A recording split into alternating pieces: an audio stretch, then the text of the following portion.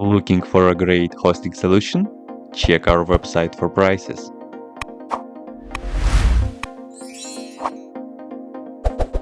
First, what you need to do is to update the server packages. You can do this by the following command.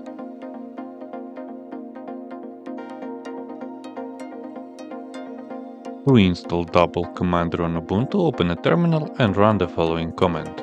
This command will install the GTK version of DoubleCommander, which is recommended for GNOME desktop environment.